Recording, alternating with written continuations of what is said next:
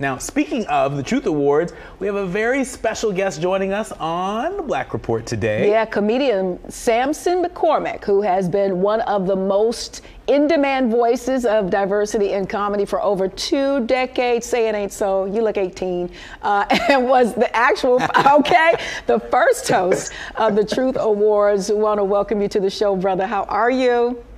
I'm doing so good. It's so good to be on speaking to you two. Indeed, same here. So good to see you, Sampson. So you hosted the first Truth Awards. Could you imagine, that we'd be celebrating the 9th awards now? Tell us, why are the Truth Awards really all that important to the Black queer community? Oh, so I actually was looking at the poster from the original Truth Awards, and it's come a long way. When I was on there, they paid me in fried chicken, so bring me back. That ain't such a bad thing, especially if it's fried up real good and crispy. Was it dark meat or white meat? It was dark meat. Oh, that's the cheap meat.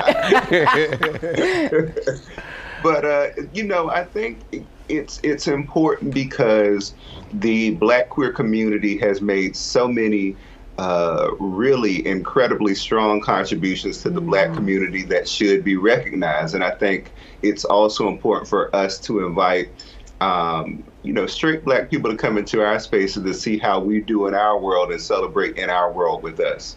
Yeah. So as a Black queer comedian, do you think Hollywood and the comedy world, do you think they're doing at least a decent job of embracing and providing equal opportunity for the LGBTQ plus community? Your thoughts on that? Oh, well, I was selling fried chicken after my shows up until about 5 years ago. I think they're getting a little bit better. Okay.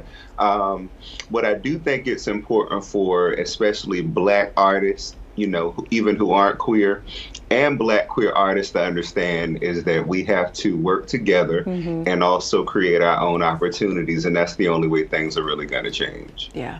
Now, there are folks out there that have a whole range of opinions, and thoughts on the use of pronouns and just the use of language. I mean, even the term queer, once upon a time used to be sort of offensive, and now we're sort of embracing it. What's your take on just sort of the use of language and the changing of language among Black queer folks?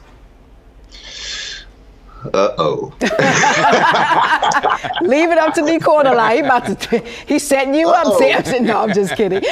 Well, I think I'm pretty firm on where I stand with it. I do understand that we are evolving as people, but let's be clear. A lot of this language is not language that Black, gay, and same-gender people use. Well. And I think that's part of what's creating a divide between the Black gay community and the Black community is they think that we're choosing between our gayness and our Blackness, and we're Black first. Some of the stuff I think is really political. I get some people don't identify as a man or a woman. They're like non-binary. But I think it gets a little murky when we start talking about the pronouns, because in my opinion, I think if you're going to use a pronoun, you need to at least model that gender somewhat well. I was in Target a couple weeks ago, and I saw somebody that if I was broke down alongside of the road, I would have expected that person to help me push the doggone car. But I'm squeezing past and I go, "Excuse me, sir." This person turns around and go, I'm a man. How dare you misgender me? And I'm like, okay, like I understand you wanting to be called whatever you want to be called, but if you want to be called that, at least put some effort into it. He ain't, they didn't have on no sundress or no kitten heels or nothing. So how was I supposed to know? And the pronouns, as someone who's not a part of the community, they scare me because I want to be respectful and I want to get it right, but I'm so confused and I still have a hard time with the word queer because I missed when it was okay.